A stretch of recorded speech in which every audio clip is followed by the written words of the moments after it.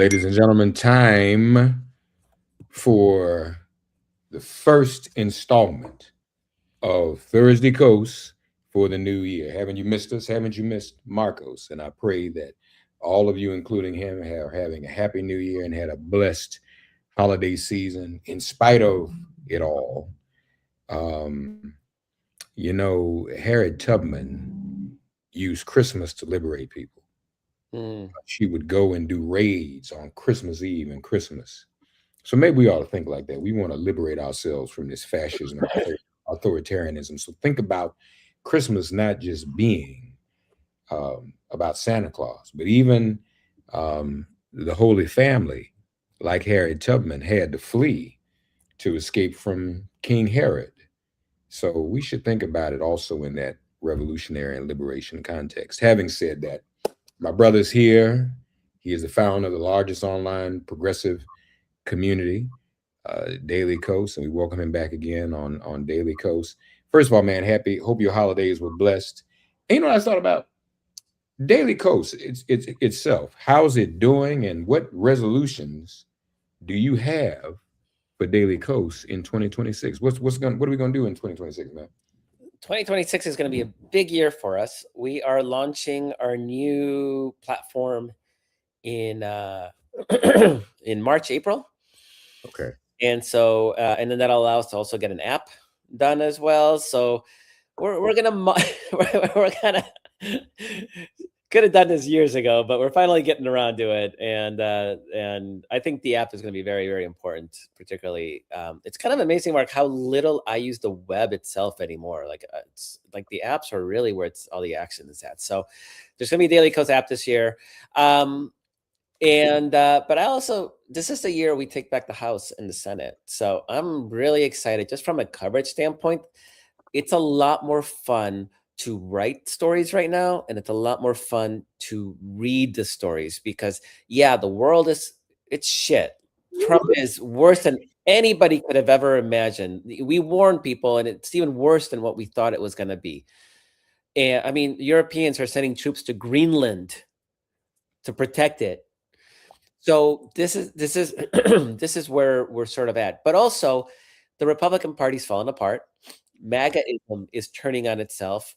Donald Trump is tanking not just himself, but he's tanking his entire party and his entire movement with his inability to focus on anything that actually matters to people. Nobody wants Greenland except him. Nobody wanted to demolish the east wing of the White House, just him. Nobody wanted tariffs, just him. So there's at least a payoff right now, and there's a resolution. Last year, 2025, really it was shock and awe, right? Like he just threw everything at us.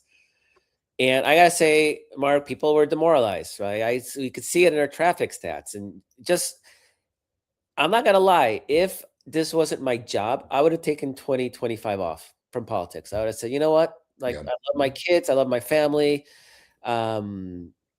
The Bears are doing well. Like the Cubs did well. I'm gonna focus on the things that are positive in my life, and just we couldn't do that. But a lot of people got a chance to do that, and that's okay. I'm glad. I'm happy for them.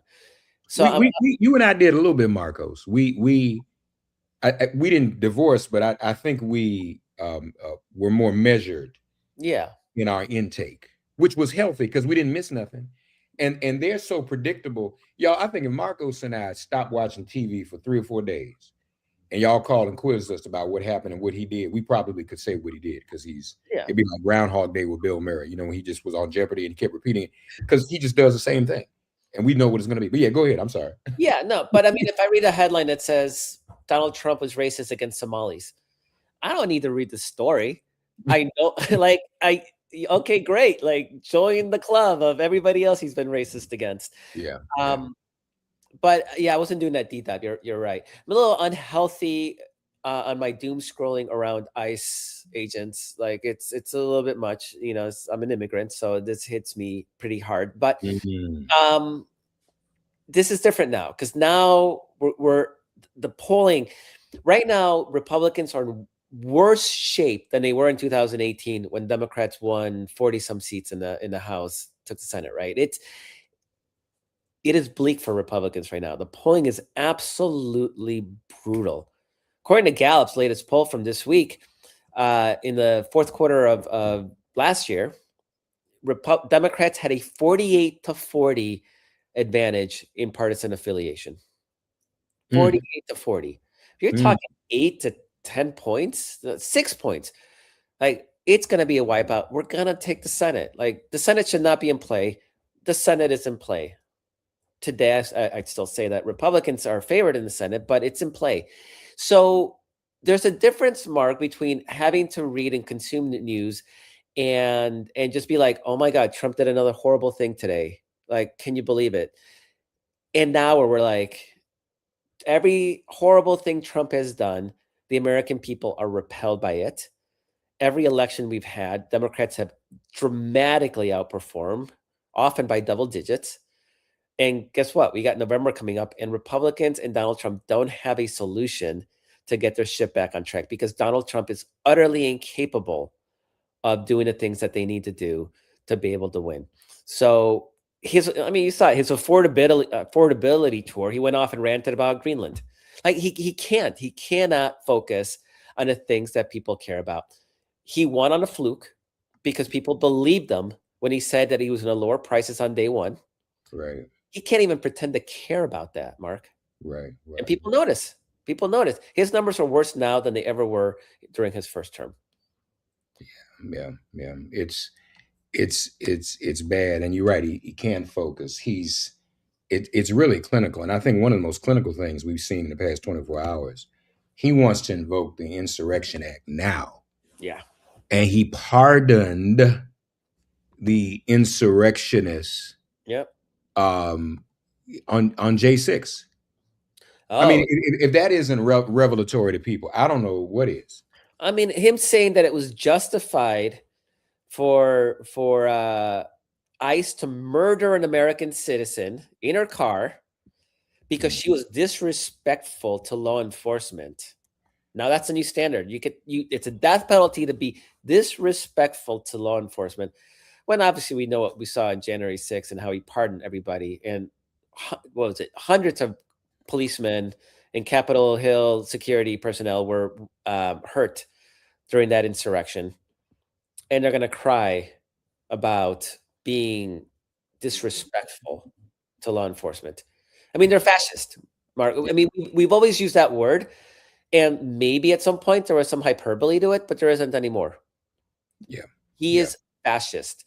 And the fact that, it gets me. It's like we used to be like, why did Germans follow Hitler? Why did Germans do the things that Hitler asked them to do? That's crazy. Why? And we always had these theories and these psychological experiments where, there's this famous experiment where you have people in lab coats pretend, asking people to shock other people. And because they're in lab coats, there's authority. And, that's why they do it. Like there's all these reasons that people used to try to justify why Germans followed Hitler. Now we know. They're just people who are freaking fascists. And they are happy to be thugs. Yeah. And one of the things I'd love to see, Mark, Maryland, there's a Maryland state delegate who has legislation that would ban anybody who's ever worked for ICE from working in Maryland law enforcement. Good. We need to see that in every blue state. We need to see that expanded, not just to law enforcement, but to any government position, because the lack of judgment required to do what they're doing and to be okay with it.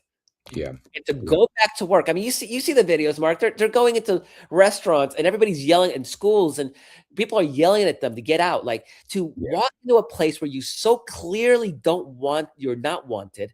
Everybody hates you. And you think, this is what I want to do. Mark, we don't need those people anywhere near public service. Yeah, no, you're right about that. It's very problematic. And so now, as you've written, there's quite possibly an interest in abolishing ICE, is there not? Yeah, it's dramatic. I mean, at Civics, and by the way, Civics now lives at a organization called Murmurations, which is owned by Emma Bloomberg. It's an activist organization. So Civics is no longer with Daily Kos, but they're still doing a really cool work that that we built at Daily Kos. Civics shows that when we were asking a year ago about abolishing ICE, it was like 12% of people agreed. Now it's in the mid 40s, and it's still not a majority position. And it's not just civics, because Gallup, was it Gallup? Who just did a poll this week that asked about it? No, it was YouGov did a poll asking about abolish ICE, and it was 44 said yes and 46 said no. So it's still not the majority position, but Mark, it went from like nothing to close to half of Americans, and the more they see, the more those numbers go up, because they're sharply increasing upward in the last few weeks. People are seeing the videos and they don't like it, Mark. Yeah. They don't like murderous thugs wearing masks. And we've said this before, but in the movies, it's the bad guys who wear the masks. It's stormtroopers and Cobra Commander and G.I. Joe. And like the villains don't want to be seen. If you feel that you need to hide your identities because you are the villain in this storyline, and they're okay with it. Yeah. And Renee Good, and we had people from Minneapolis on this week and people from LA. Renee Good created the opportunity to publicize Keith Porter, who an ICE agent killed at New Year's Eve in LA. He, people go out sometimes on New Year's Eve and 4th of July and fire guns in the air. Off-duty ICE agent living in the same apartment building as Keith Porter. No one knew he was there. No one knew that it was an ICE agent living there because they don't reveal their identity and their faces are covered. The guy, Keith's outside shooting a gun. He's shooting in the air. Whatever you feel about that, that was it. That's all he did. This off-duty ICE agent goes in and puts on his gear to go outside and kill Keith Porter. So, just like the guy with Renee Good. And so you have another Viola Liuzzo situation. I forget the young lady's name in Charlottesville. Remember who the car ran over. And I'm just going to be clear, y'all. Those of you who are women, and white women in particular, who voted for him again and are still confused, or your family members did, come on now. And he does not care. That's not like he's saying, oh, this is a constituency that has supported me. Trump is justifying her death. And we've seen that from every angle. That was cold-blooded. Yeah. So I'm not surprised, and I would suspect people would want to rethink this whole ICE foolishness and these masked marauders. And I'll tell you something else. What happened last night in Minneapolis, and the mayor told people to go home. But what the mayor didn't say, which he should have said, and he must know this, I don't know why he didn't say it, maybe he forgot it momentarily, was that the people out there really causing a lot of trouble were likely provocateurs sent in by Trump. That's what they do. That's what they do. So normally the average people, we saw in Ferguson with some of the provocateurs there. I'll never get Martin Luther King III got to Ferguson. He pulled me aside. He said, Mark, how is it that it's scripted? Every night at 11 o'clock, a group of people who seem to be provocateurs and the police and the press show up on the same corner every night at 11 o'clock. You know what I'm saying? So we know what this is, folks. And so I would hope people are there. So you said it's not a majority yet, but it's. No, but there's a clear, dramatic majority that agree that ICE has gone too far, that agree that ICE should be shrunk, maybe not eliminated, but shrunk, that they are being hired without sufficient training, that American citizens are being arrested and deported. Like they see this. So the one caveat is that I think there's still a subset of people who are like, well, we need something to like get rid of the criminal aliens. Like nobody's saying that. Nobody's saying coddle undocumented immigrants that are criminals, that are true criminals. Not you're in this country, you're a criminal mentality that Trump has. But if you're actually committing crimes, not misdemeanors, but crimes, yeah, no, by all means. You don't need ICE to do that, though. Yeah. That's what police is for. Right. That's what ought to happen. And you can have Border Patrol handle those duties of the extradition part of the moving them out of the country. You don't need ICE. There's no room. And if one thing Trump has done, and Mark, we've talked about this before, but I'm going to be looking at the Democratic field for president. I'm going to be looking for those candidates that talk about how they're going to use the powers that Trump has created for the presidency to start fixing things. And one of the things that Trump has done, and Supreme Court greenlit, is that you can as president, you can dismantle a federal agency even if Congress has authorized it. Seems crazy. But no, they said it's fine for Trump.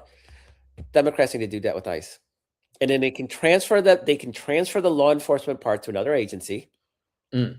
ICE itself and everybody who works in it. Again, we have a president. You can just fire everybody. Right. It don't matter if there's unions or not. Like, you can just fire everybody. Okay, great. All of ICE, wholesale, dismantle that whole thing, and then blacklist everybody who's worked there. And dare the court to strike it down. They might, but dare them to do it. So the Gallup poll you mentioned. So actually, that was. Tell us more about that. The liberal is not as bad of a word. Oh yeah. Because it was so. I mean, it had become such a pejorative thanks to right-wing propaganda and Fox News, y'all. That's why we had to come up with terms like progressive, because it's liberal no more. Isn't that sad? We lost. We've lost the cachet and the moral authority over our own identification of ourselves. So progressive was supposed to be better, but now they've made that a dirty word too. Liberal. Gallup survey finds dramatic gains for Democrats, and for the word liberal, a label has been demonized for decades. The top line result is familiar. Americans who identify as independent continue to outnumber those who call themselves Democrats or Republicans, as has long been the case. Though that distinction is mostly meaningless. The number of true independents, people don't lean toward either party, is small, just 10%, and then they tend to be the least politically engaged. Those of you who've been listening to Marcos now for years know how we feel about those who call themselves independents. Democrats and Democratic-leaning independents now outnumber Republicans and Republican leaners by 5 percentage points, 47 to 42%. A year ago, Republicans held a narrow edge, 46 to 45. So Americans, here's something else. At the same time, something else important is happening. Despite the rise in people calling themselves independents, fewer Americans are identifying as moderate. Instead, more people are comfortable calling themselves liberal. Now, just bear with me, folks. We need to understand this. In 1996, at the low point for the label liberal, just 16% of Americans identify as liberal. Today, that number stands at 28%, a third. Meanwhile, the share of Americans identifying as conservatives, generally stuck in the high 30s to low 40s for decades, has slipped to 35%. Among self-identified Democrats, the shift is even more dramatic. A record 59% now identify as liberal. Republicans, for their part, have aggressively purged moderates from their coalition, with conservatives now dominating their party by a lopsided 77 to 20%. Gallup's conclusion is straightforward. Negative evaluations of a president's performance tend to push a subset of voters, especially independents with weaker partisan attachments, toward the opposition party. So the percentage of Americans identifying as liberal is at a 50-year high. Let's go. Why not? Let's stop playing around. Let's be true to who we are. It's not a dirty word. It's beautiful. And again, it's an upward trend, and it doesn't seem to be abating anytime soon. I think Trump is really bringing home. I think a big part of that, and this Gallup poll didn't break it down. I'm sure they have the data. I just didn't publish it. I bet you a big chunk of that is young people who we've seen other polling that shows dramatic decline in Republican support amongst young people. They bought into the bullshit from their like influencers. Like they weren't like sentient during the first Trump administration, right? So their formative years for a lot of these younger voters was during COVID, when they got screwed by COVID, right? They lost, friends in school and graduations and sporting events. I mean, it was tough to be a kid, in the high school, junior high and high school. It's tough for anybody in the pandemic, but kids, that was her formative idea. So you had a whole generation of influencers, these broadcasters, basically telling them that that was all the fault of tyrannical liberalism. They made you wear a mask and they didn't let you go to school. And so that resonated to a subset of those young people. And Trump pretty much ran even with young people. Yeah, That's yeah, gone. yeah, That's gone, yeah, man. They're seeing what republicanism actually looks like. They don't like it. yeah, yeah. No, they don't. And I think we're even finding um young young men. I've been seeing there've been stories about young men Yeah. leaving Trump and leaving the party, which is very important Hmm. because young white men at that Yeah. who could be coming in. Now I'm not sure the reasons why. Um, and then I don't know, are any of these polls measuring the impact of the Epstein scandal? Because I think he really underestimates the seriousness with which people take that. Yeah, I think that's part of it. You have people like Joe Rogan who have been railing against the ICE raids, and he was particularly harsh. I think it was yesterday. He went on an extended rant about how un-American it was and how he couldn't see this coming. And we're like, well, we told you, but okay. I mean, you didn't see it coming because you willfully refused to listen. But okay, I'm glad he's saying the things he is. I think that has an impact. I mean, in fact, there's a couple of these right wing male influencers, and I don't think they're right wing in the sense that they're explicitly political. They just, when they talked about politics, right? They would be pro Republican, pro Trump. But like Joe Rogan's not a political show. He'll talk about all Mhm, sorts of random mhm. stuff. But when he talked about politics, it was right wing. And I think a lot of these influencers are like that, and they're kind of horrified. I think the ICE raids are having a ginormous impact. Um, I know that the White House demolition has had some impact. Like that actually moved some numbers. It just, people are confused, and then there's just the general generic refusal by Trump and his party to focus on affordability stuff. Mm. It's real, and he promised it. And all I you guys may think I'm full of crap and it's just Democratic spin. I'll tell you what. Go to any Donald Trump posting on Truth Social, on his right wing social media platform, anywhere where he talks about, where he says prices are lower, in every single comment from his supporters Mm. are saying, "Sir," they always say, "Sir, I voted for you 3 times. I support you, but you're getting bad information because in Indiana, gas is up, or in Ohio, groceries are up, or I can't afford to pay for this, or my drugs have gotten more expensive, or now I had to drop my insurance." Like, it is universal. Not a single person is like, "Right on." Everything else, it's sycophants. But if he says anything about affordability, and now I've said this before, his core supporters still don't blame him. They'll say things like, "You're getting bad information. Your people aren't telling you what's happening." Like they act like Trump wants to lower prices. He's just being ill served by his cabinet, by his. Right. But that's just like strongest supporters who will never abandon Trump. But even they can't go along with it. And it's because you can try to create an alternate reality about immigrants eating dogs and about criminal aliens. You can create those because people don't know better. But you can't tell them that groceries are cheaper when they go to the grocery store and they still can't buy the things that they want, or prices go up to the point where they have to take stuff out of the shopping cart. And I've used this metaphor a million times on the show and elsewhere, but Democrats have become the party of people who don't look at prices when they go grocery shopping. Like I throw whatever I want on my cart and I'm good. At the end of it, I would go, "Whoa, that was a lot of money." But it's not like I'm taking stuff out of my cart because I can't afford Yeah. to.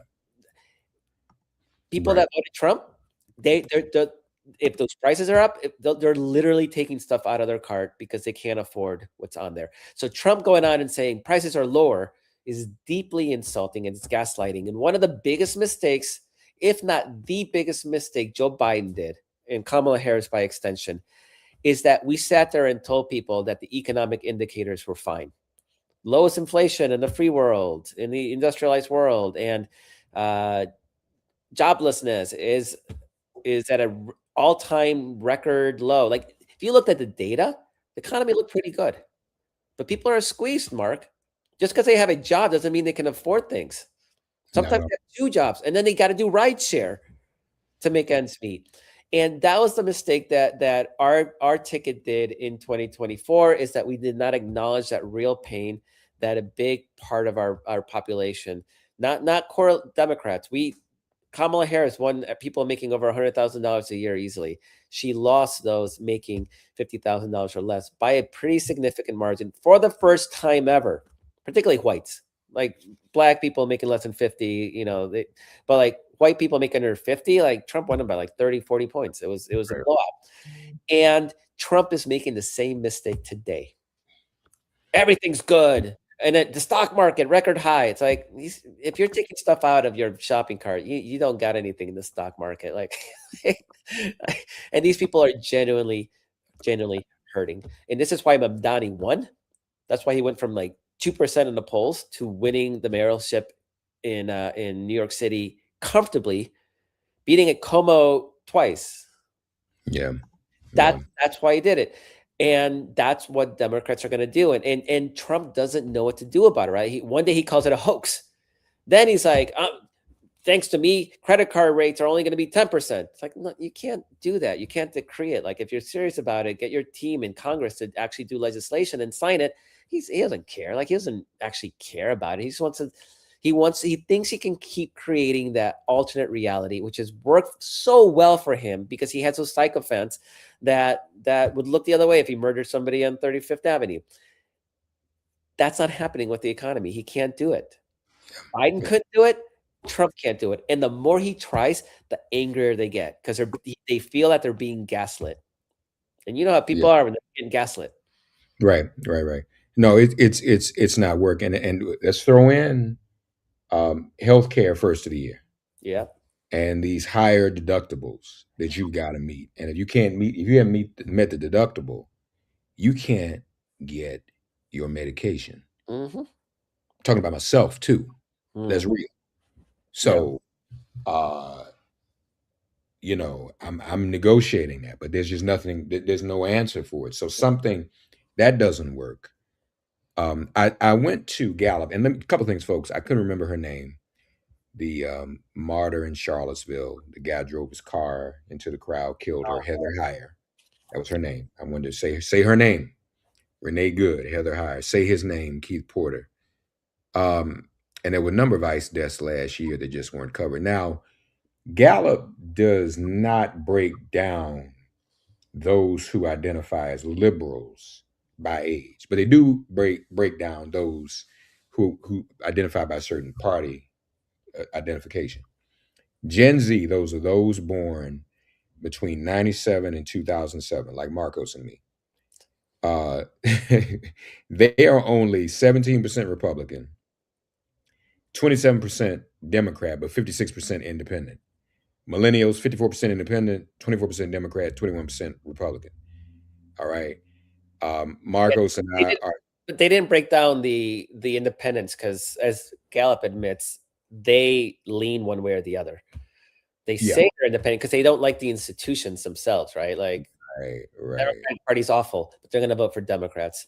So somebody like a Bernie socialist, they'll vote for Democrats on the ballot, but they're not going to Right. call themselves Democrats. And the same with like Tea Party, MAGA Republicans, who like Republicans are all rhinos. That's why that stat was, I find it kind of useless. But the younger they get, the bigger the chunk of independence. Yeah, So that's real. yeah, It goes up with age, y'all. independence with my scare quotes because they still lean one way or the other. Yeah, But yeah. yeah. But they didn't identify who amongst the younger people who identifies as liberal. Um, But I you suspect, know, yeah, I would suspect that's a big part of that increased spike in liberalism. So man, we got to talk about this Venezuela and this oil piece. We haven't talked since the invasion, I don't think. No, Oh my God. So listen, not even an invasion. What the frick? It was a kidnapping. yeah, right, really, really. So did you see when the oil execs went up there the other day? I think Yeah. it was Friday, and it was hilarious. And they showed him up. They're like, no, this is Mm, not something we can just do. This is not easy. yeah. So he kicks the press out of the room and says, let me talk to the geniuses by themselves, like, which is insult, being sarcastic. Now you're an insult to the people, call them geniuses, because he's the only one who's a stable genius. Yeah, of course. I have a hypothesis, Marcos Melissas, that behind those closed doors, because he's like this, I think this is his part of his pathology. I'm sure he said, I went and conquered Venezuela and delivered oil to you. Now you got to cut me in.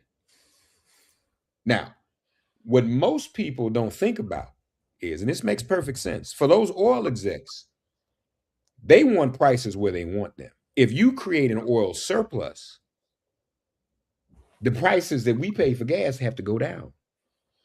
And I'm willing to bet they said, no, one, not only are we not giving you a cut, because you're not in business with us, and you didn't ask us before you did it.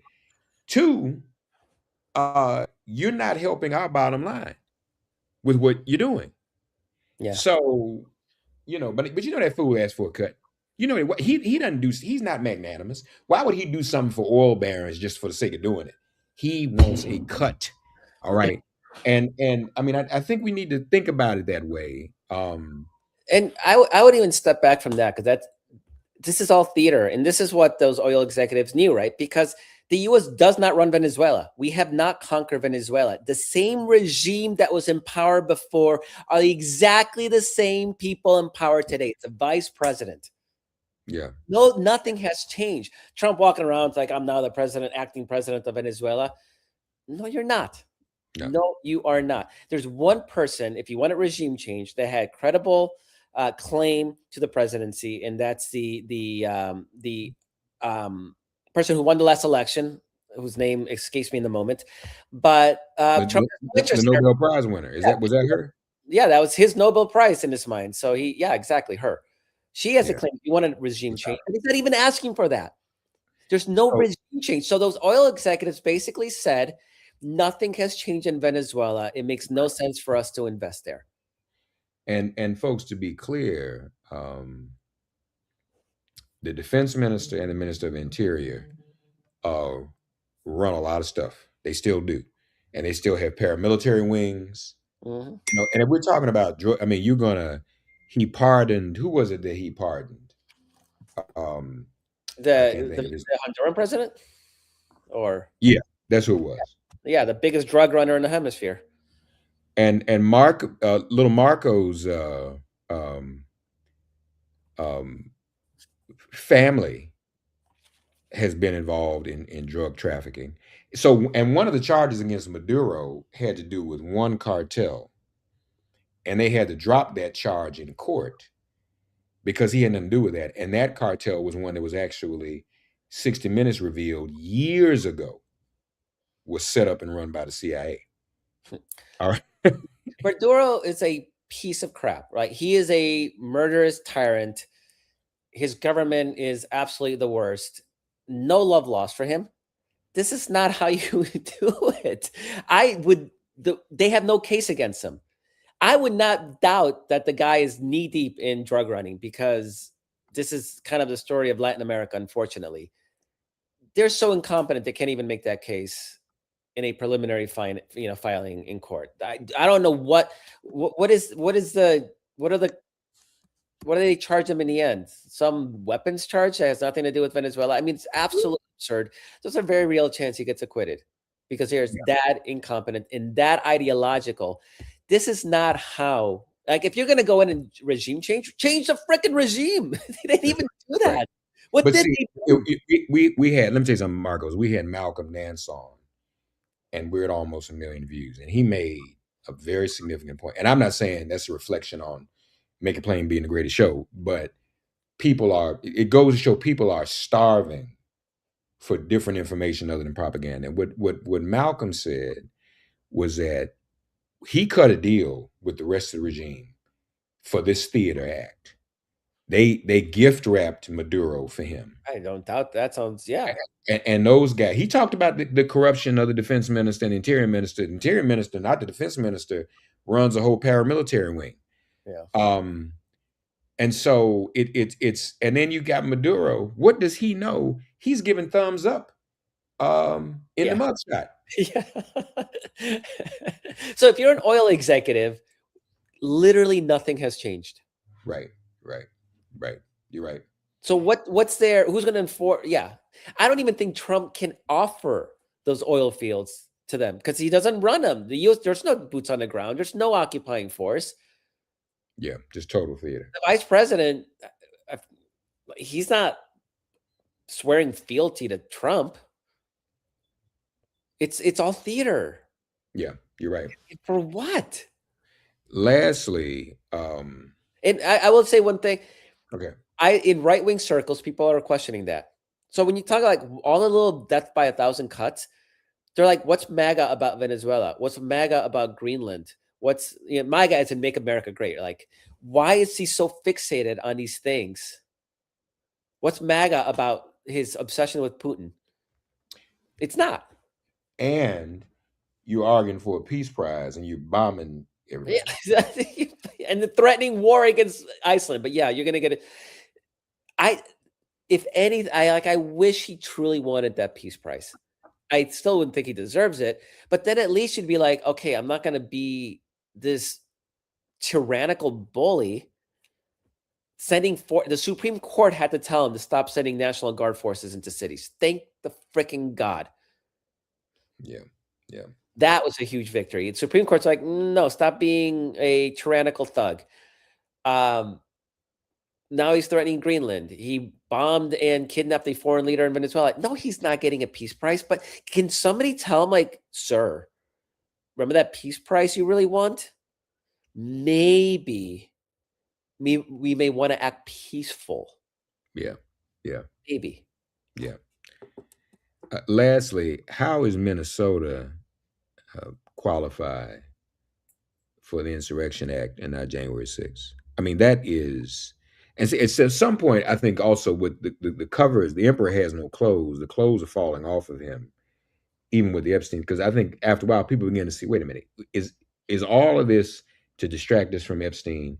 DOJ said yesterday, surprisingly, they admitted only 1% of the Epstein files have been released. Of course, they're trying to distract from Epstein. Yeah. So, I mean, but he's going to invoke the Insurrection Act in Minnesota when he pardoned an insurrection. Did you see, and Jake Tappan and I aren't friends at all, but he got Christian Nome so good. When she talked about the cops had the right, the ICE agents had the right to do what they did. And he showed video of U.S. Capitol Police being assaulted by January 6 people, insurrectionists, and asked, so by that same argument, Kristi Noem, Miss Homeland lady, would those officers on January 6th have had the right to use the same excessive force? And she obfuscated. You could tell she was not ready for that. Yeah. At all. She'll probably y'all just CNN. Kristi Noem's never come back on again. Because y'all made her look like hell. But man, how is Minnesota an insurrection? I mean, if it is, it's because of the people you sent in there, Trump. Yeah. I mean, there was a point. Let's say there was a point in Ferguson where we got the report that a majority of people that were out in the streets throwing the Molotovs, fighting with the cops, and the cops fighting back, look very staged.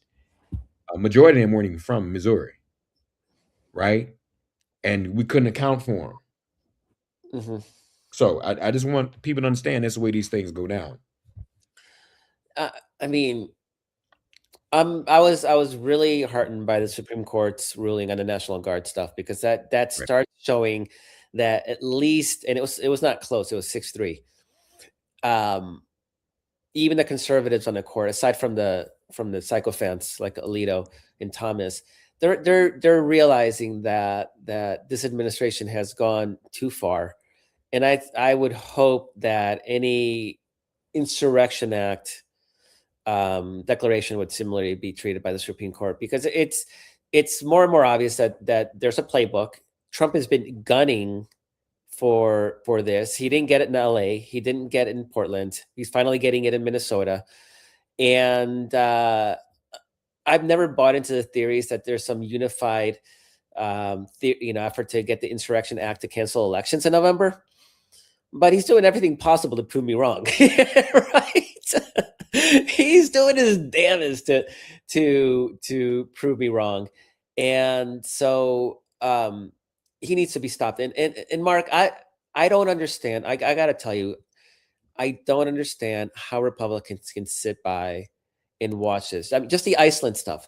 Watch Trump destroy the transatlantic NATO alliance that has kept peace for 40, how many, 80 years, that has generally kept peace for 80 years, how he's throwing it away in the most embarrassing, ridiculous fashion, not over like a real grievance, but because he's got some kind of hang up over Greenland, and that they're not either they don't even have to openly criticize him. They can be like, yo, to his staff, like, you better rein in your boy, or we're going to have to start looking at impeachment or 25th Amendment solutions, because that is unhinged behavior. It's harming America. It's harming them politically.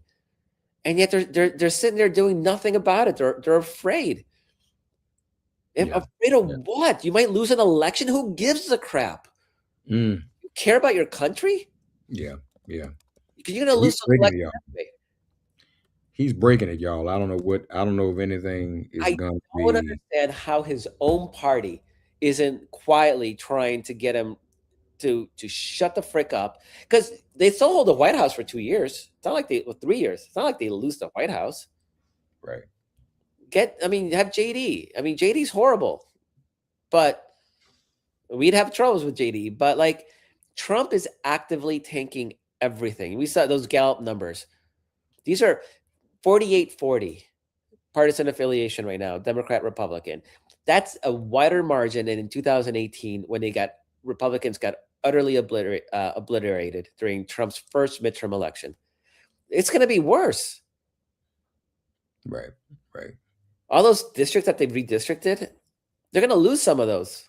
They've actually made it easier for Democrats to pick up more seats by making solid red districts less red, to carve out more Republican districts. That's right. They're going to pay for that.